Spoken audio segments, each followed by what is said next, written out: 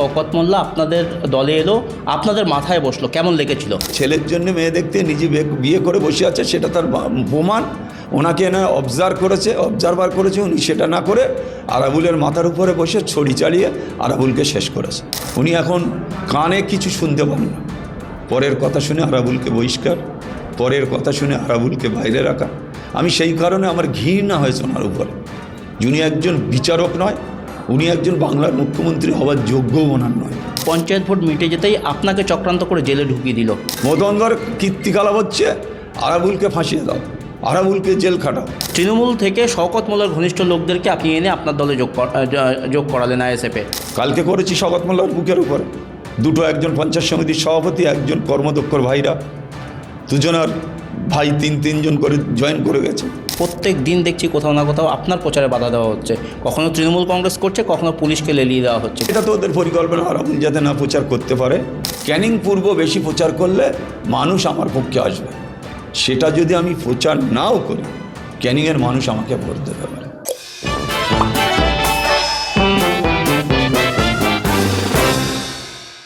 আজ তাক বাংলার বিশেষ সেগমেন্ট আমি হব এমএলএ। এই সেগমেন্টে আমরা প্রত্যেক দিনই আপনাদেরকে বিভিন্ন বিশিষ্ট রাজনীতিবিদদের কাছে হাজির করছি এবং তাদের বক্তব্য আপনাদের সামনে তুলে ধরছি। আজকে আমরা যার কাছে এসেছি তার পরিচয় আলাদা করে বোধহয় পশ্চিমবঙ্গের রাজনীতিতে দেওয়ার দরকার নয়। তিনি যেমন শুরু থেকে পথ চলা থেকে রাজনীতির সঙ্গ ছাড়েননি, তেমনি রাজনীতি করতে এসে একাধিক বিতর্কেও জড়িয়েছেন বারবার। আমরা বলছি ভাঙড়ের তাজা নেতা বলে পরিচিত যিনি, সেই আরাবুল ইসলামের সাথে কথা। আরাবুলদা রয়েছেন আমাদের সাথে। আরাবুলদা, আজ তাক বাংলায় আপনাকে স্বাগত। নমস্কার। আচ্ছা, দীর্ঘদিন ধরে তৃণমূলে আপনি, যখন এ রাজ্যে তৃণমূল ক্ষমতায় আসেনি তখন আপনি তৃণমূলে, ভাঙড়ের প্রথম আপনি জোড়াফুল ফুটিয়েছিলেন, কি বলবেন সেই দিনটা কেমন ছিল? না, একটা ব্যাপার হচ্ছে, আপনারা সবাই জানেন দীর্ঘদিন ধরে তৃণমূল কংগ্রেসের সাথে আমি যুক্ত। আমার 2006-এ পথ চলা শুরু। 98 সাল থেকে আমি তৃণমূল কংগ্রেসের ওই ব্লক বলুন, বিধানসভা বলুন, আমি ব্লকের সভাপতি, নির্বাচিত সভাপতি। তা আমার সাথে আরেকজনেরও লড়াই হয়েছিল, কিন্তু আমার সারা ভাঙড়ের মানুষ আমাকে ভোট দিয়েছিল। আমি নির্বাচিত সভাপতি 98 সাল থেকে টানা 2011 সাল পর্যন্ত। আপনারা জানেন তার আগে মমতা বন্দ্যোপাধ্যায় কংগ্রেস করত, যুব কংগ্রেস। তখন থেকে আমি মমতা বন্দ্যোপাধ্যায়ের সাথে আছি। আজকে সবথেকে দুঃখ যেটা, 2006-এর এমএলএ, 2011-য় আমি হেরে গেছি অল্প ভোটে সামান্য, তাও লোভী রাজনীতিতে হেরেছি। 2013 সাল থেকে টানা আজ পর্যন্ত পঞ্চায়েত সমিতির সভাপতি। একটা কথা যেটা বলতে হয়, কেন আমি দল ছাড়লাম, কেন আমি এই দলটাকে ত্যাগ করলাম, আপনাদের জেনে রাখা উচিত। যেই দলে যেভাবে আরাবুল ইসলাম ভাঙড় বিধানসভা, একদিকে ক্যানিং, একদিকে হাড়োয়া, একদিকে রাজারহাট, তার মাজায় আমি টিপ করে জ্বলে বিধানসভার বিধায়ক হয়ে প্রতিটা ক্ষেত্রে আমি লড়াই দিচ্ছি সবার হয়ে। কখনো ভাঙড়ে গিয়েছি, কখনো হাড়োয়ায় গিয়েছি, কখনো রাজারহাটে, কখনো ক্যানিংয়ে। আমি লড়াই সবসময় তৃণমূল কংগ্রেসের হয়ে করেছি। আজকে সেই দল, মমতা বন্দ্যোপাধ্যায়ের দল, মমতা বন্দ্যোপাধ্যায় আরাবুলকে চিনতে পারল না। মমতা বন্দ্যোপাধ্যায় আমাকে যখন, আমি পঞ্চায়েত নির্বাচনে কি লড়াই, সবাই জানে আরাবুলের ছেলেকে খুন করে দেবে আইএসএফ, এরকম একটা পরিস্থিতি তৈরি হলো। তারপরেও আমি সেই দলটা করে এসেছি। 2023 সালে আপনারা জানেন কয়েকজন মারা গেছে, তারপরেও আমি সেই দলটায় ছিলাম। পঞ্চায়েত নির্বাচনে আমি 89টা গ্রাম পঞ্চায়েত সদস্য, 16টা পঞ্চায়েত সমিতির সদস্য, তাদের আমি হাইকোর্টে লড়াই করে তাদের জিতে এনে ভোট গঠন করেছি। আজকে এই নজির বাংলায় নেই। তারপরেও সেই দল আমাকে জেলে ঢোকালো, তারপরে আমাকে বহিষ্কার করলো। সেই দলটার করার আমার মতো ব্যক্তিকে সেই দলটা করার আর মানসিকতা আছে? তারপরেও আমি চেষ্টা করেছি, দলের যোগাযোগ করেছি, নেত্রী বলেছে ইলেকশনের পরে আরাবুলের ব্যাপারটা ভাববো। তা আমিও সেইটা বলতে চাই, ওনাকে মুখ্যমন্ত্রী তো এখন আর চোখ দিয়ে দেখেন না, কান দিয়ে শোনেন না, উনি এখন কানে কিছু শুনতে পান না। পরের কথা শুনে আরাবুলকে বহিষ্কার, পরের কথা শুনে আরাবুলকে বাইরে রাখা। আমি সেই কারণে আমার ঘৃণা হয়েছে ওনার উপরে। যিনি একজন বিচারক নয়, উনি একজন বাংলার মুখ্যমন্ত্রী হওয়ার যোগ্যও ওনার নয়। উনি বাংলার মানুষের চেনেন না, যাদের বলি করে তাদের বলি করে দেয়, যাদের মেরে দেওয়ার চেষ্টা করে তাদের মেরেও দেয় উনি। এই হচ্ছেন ওনার নীতি, ওনার আদর্শ। তাই ওনার নীতি আদর্শের উপরে আমি আজকে থুতু ফেলেছি, যেন নীতি আদর্শের কোনো ভরসা নেই। আর উনি মানুষকে লাগিয়ে দেয়, মানুষকে মেরে দেওয়ার চেষ্টা করে। আমার 7বার জেল খাটিয়েছে, 3বার বহিষ্কার করেছে। এই দলটা বাংলার মানুষের কাছে আমি বলবো যে এই দলটা দয়া করে যারা তৃণমূল করছেন করবেন না। কী কারণে করবে না? যারা করবে তারা তোলাবাজ। এখান থেকে যিনি মমতা বন্দ্যোপাধ্যায় টাকা দিয়ে আসতে পারছে তিনি ভালো, আর যিনি দিতে পারছে না তিনি খারাপ। ভাঙড়ের কোটি কোটি টাকা তুলে যিনি আজকের এখানে ক্যানিং অত্যাচার চালালো, 2000 মানে এক টানা 34 বছর লুট করলো, ফের এই দলে এসে যারাই সিপিএম তারাই তৃণমূল। আজকে তৃণমূলের টোটাল ক্যানিং ভাঙড়ে আজকে বঞ্চিত। তাই আজকে আমার মনে হয়েছে যে এই দলটায় থাকা মতন মানসিকতা আমার নেই।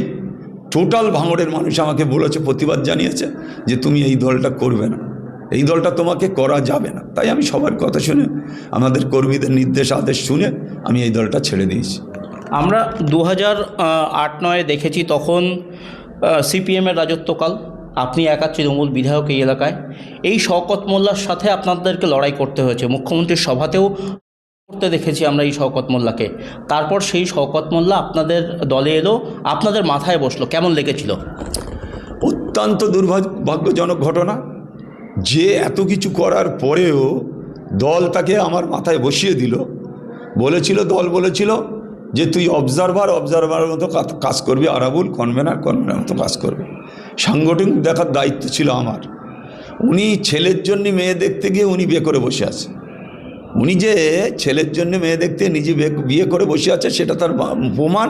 ওনাকে না অবজারভার করেছে, উনি সেটা না করে আরাবুলের মাথার উপরে বসে ছড়ি চালিয়ে আরাবুলকে শেষ করেছে। তাই আজকে উনি বুঝতে পারছে যে আরাবুলকে শেষ করে কতটা কষ্ট ওনার, সেটা আগামী 4 তারিখে বুঝতে পারবে। আচ্ছা, আপনার হাত ধরে শওকত মোল্লা কার্যত ভাঙড়ের অলিগলি চিনলেন, কারণ পঞ্চায়েত ভোটের আগে আমরা দেখেছি আপনি সাথে সাথে নিয়ে বিভিন্ন জায়গায় মিটিং মিছিল করেছেন, দলীয় কর্মীরা কোথায় আছে, কোন জায়গায় কি লিড আছে, কীভাবে আইএসএফের সাথে লড়াই করতে হবে। সেই পঞ্চায়েত ভোট মিটে যেতেই আপনাকে চক্রান্ত করে জেলে ঢুকিয়ে দিল, কি বলবেন এ বিষয়ে? না, এটা তো আমি বলেই গেছি যে এটা সম্পূর্ণভাবে চক্রান্ত। আর মমতা বন্দ্যোপাধ্যায়ের নির্দেশ ছিল আমাকে জেল খাটানো। মমতা বন্দ্যোপাধ্যায়ের কীর্তিকলাপ হচ্ছে আরাবুলকে ফাঁসিয়ে দাও, আরাবুলকে জেল খাটাও। উনি কিচ্ছু দেখলেন না, শুনলেন না। বললাম, কান দিয়ে শুনতে পায় না, চোখ দিয়েও দেখতে পায় না। আরাবুলকে অ্যারেস্ট করো। আমরা যেমন কলকাতায়, কে গুলি করলো, কার গুলিতে মরলো সেটা ওনার পুলিশও বলতে পারে না, উনিও জানেন না। তাই এই ভদ্রমহিলা ইনি চোখে দেখতে পান না, কান দিয়েও শুনতে পায় না।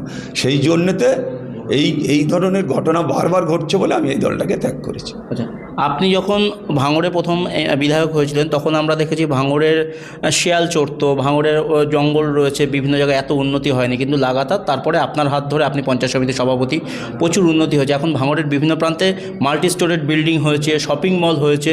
এই যে উন্নয়নের পরে আপনার ভাঙড় ছেড়ে আপনি পাশের বিধানসভা ক্যানিং পূর্ব থেকে এবার লড়াই করছেন, তো যদি ভোটে জিতে যান কী ধরনের উন্নয়ন করবেন?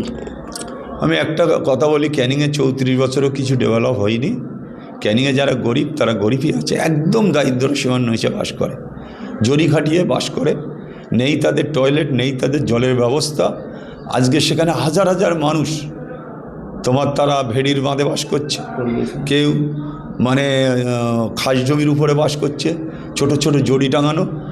একেবারে আমি যা দেখেছি ওখানকার ম্যাক্সিমাম মানুষই গরিব। আমি একজনের জিজ্ঞেস করছিলাম যে এই ছোট্ট ঘরে আপনারা থাকেন কী করে, আপনারা কি আবাস যোজনা পাননি? বলে আমরা নেতাদের কাছে গিয়েছিলাম যে 20,000 টাকা পার্টি অফিসে জমা দিলে তাহলেই তোমার নামটা আসবে।